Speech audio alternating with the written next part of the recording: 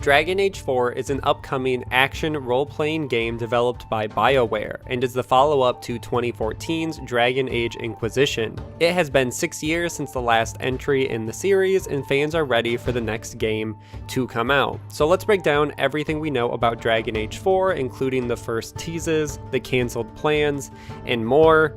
As always, all the sources will be linked in the description below, so make sure to check those out and support those original articles. And with that out of the way, let's get into Dragon Age 4.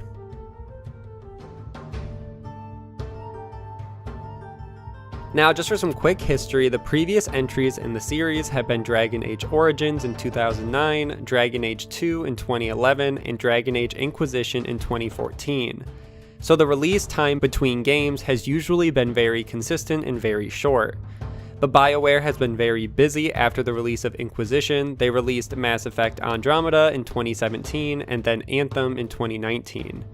But of course, there have been rumors and small teases between that time of where they want to take the Dragon Age franchise.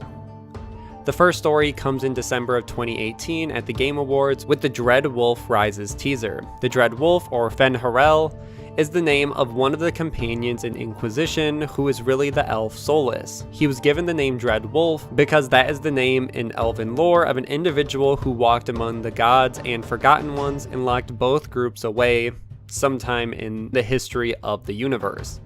The exact quote from the Codex says, "In ancient times, only Fen'Harel could walk without fear among both gods and Forgotten Ones. For although he is kin to the gods of the people, the Forgotten Ones knew of his cunning ways and saw him as one of their own. And that is how Fen'Harel tricked them.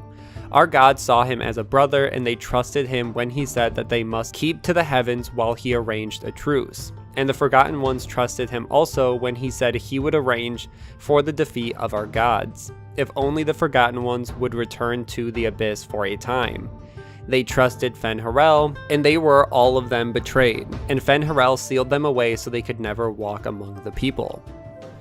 Now, Solas was completely confirmed to be the Dread Wolf in the Trespasser DLC for Inquisition, and we were given more details about his background as the Dread Wolf and his side of the story. In the teaser, we also see an idol, and it looks like the character is using it to defeat an enemy that's a wolf or a dragon or something of that nature. Fans have already put this together that it lines up with a story called The Hunt of the Fell Wolf. It talks about a demon wolf who has red eyes and could not be defeated by just anyone. It took a player to go inside a labyrinth to find an idol that could lead to the monster's doom. So fans have put this story together. The hunt for the Fell Wolf sounds a lot like what we could see Solas do in this upcoming Dragon Age game. He has to search for this item, which we think will be called the Idol, which has real importance in the Dragon Age world, and we saw it inside the Dread Wolf teaser. I'll put the image above. Will he use this to defeat this demon wolf in the story? We aren't sure, but some fans have pointed to the similarities between the two, and it would be weird for them not to at least touch on it. We also see Red Lyrium, and it seems to play a large part in this upcoming game. Red Lyrium is known for thinning the veil and allows for more spirit and demon activity. We aren't sure how important it will be in the game, or how much it will be tied to the main story, but we know that it is important to the idol, which will most likely be used to defeat this demon wolf, which seems to be a pretty important part of this upcoming game. There's so much more you can read up on about Red Lyrium, so I'm not going to spend any more time covering theories here, but there are a ton of available theories and information if you are interested. And then in 2019, notable gaming insider Jason Schreier gave more information about the upcoming Dragon Age and why there has been such a big time delay between entries. He says that BioWare had originally started work on Dragon Age 4, but that game was then rebooted in 2017 due to the studio's recent troubles working with EA and finding a balance between working on multiple projects and making sure fans will still play the games while still meeting EA's financial goals. He goes on to say that after the 2015 Trespasser expansion for Inquisition, the team was split up to work on new projects. Some transitioned to Mass Effect Andromeda, and others started working on the new Dragon Age game codenamed Joplin. The pitch for the original game said, quote, "You'd play as a group of spies in Teventyr Imperium, a wizard-ruled country to the north end of Dragon Age's main continent, Thetis. The goal was to focus as much as possible on choice and consequence, with smaller areas and fewer fetch quests than Dragon Age Inquisition. In other words, they wanted Joplin to be the opposite of the Hinterlands. There was an emphasis on repeat play, one developer said, noting that they wanted to make areas that changed over time and missions that branched in interesting ways based on your decisions. To the point where you could even get non-standard game overs if you followed certain paths. A large chunk of Joplin would center on heists. The developers talked about building systemic narrative mechanics, allowing for the players to perform actions like persuading or extorting guards without the writers having to handcraft every scene. It was all very ambitious and very early and would have no doubt changed drastically once Joplin entered production, but members of the team say they were thrilled about the possibilities.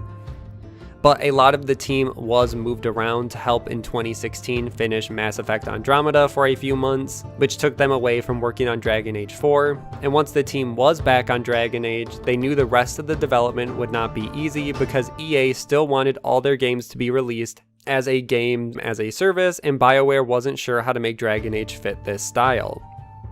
So they avoided answering direct questions about games as a service and multiplayer altogether at that stage in development.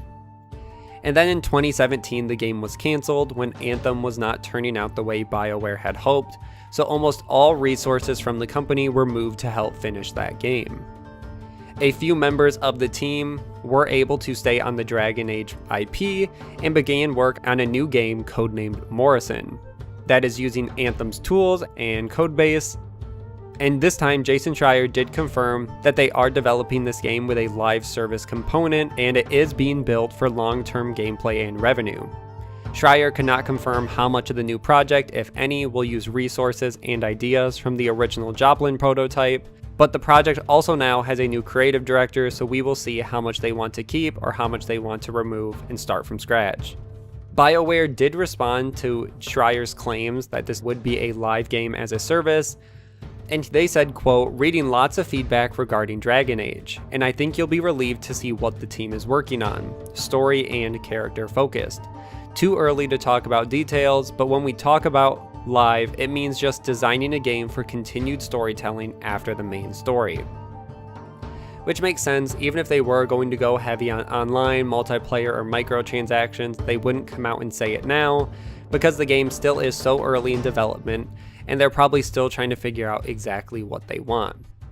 Then in 2019, we got the official news that Dragon Age 4 is in pre-production. The September update for BioWare said, quote, we have several other big projects in the works. I wish I could tell you more about them, but they're mostly super secret right now. I can, however, say that one of our projects has a large and growing team in Edmonton, working through pre-production, and based on the progress I'm seeing, I can confirm that indeed the Dread Wolf rises. Which is obviously a callback to the very first teaser for the game that we saw, so it just confirms that yes, it's in pre-production, they're working on it. It sounds like development's going at least somewhat more smooth than the previous time. And timeline does make sense. If the original Dragon Age was rebooted in 2017, they need time to reorganize and get the game going, especially after so much of the team was dedicated to Anthem. Moving later into 2019, we got the first release window for the game during an earnings call. Blake Jorgensen, the COO and CFO of EA, said they are planning for Dragon Age to come out sometime after fiscal 2022, but that could change. Which all that means technically is that the earliest we would see the game is April 2022, if not after, which once again is not too surprising. We're almost at the end of 2020, which would give them about 2 years to work on the game, which is plenty of time to hopefully make the game they want to make. And then in 2020, we saw what seemed to be our first images of Dragon Age in the Anthem engine. During EA Play livestream, they did not mention the game by name, but they did talk about the next generation of consoles, and say they are using next generation technology to make those fantasy worlds your reality. And we got a look at a few fantasy areas.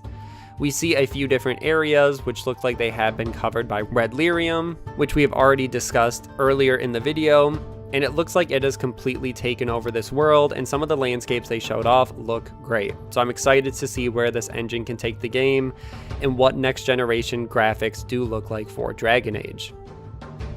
As for safe assumptions, we will probably play as a new protagonist, and we could see many characters from Inquisition return in large or small roles, and Dragon Age is pretty consistent for that. As for location, the end of the Trespasser DLC for Inquisition teased the player traveling to Tevinter, which is a mage-run society, and that is where the original Joplin prototype for Dragon Age was going to be set, and I don't see them going away from that, even if the gameplay and mechanics they want to have will change. And for the most part, that is everything we know about Dragon Age 4. The reason there is such a big delay between games is because the game was rebooted after BioWare had some other properties fall flat. They really need this game to be a hit considering their recent troubles, and there will most likely be some form of game as a service mechanics, whether that means microtransaction or multiplayer, we just don't know, but I would assume something of that sort. We aren't sure if the title will be Dragon Age the Dread Wolf, or if they want to do something completely different. And we know that Solas will play a big part as he is the Dread Wolf. Red Lyrium will play another big part in the story, and so will the Idol. Which all of this tied together, there's a lot of lore and a lot of things that can be dug into, and I'm excited to see where they take this series. But that's where I'm going to end this video. Make sure to like and share, subscribe for weekly gaming news, and I will see you guys in the next one.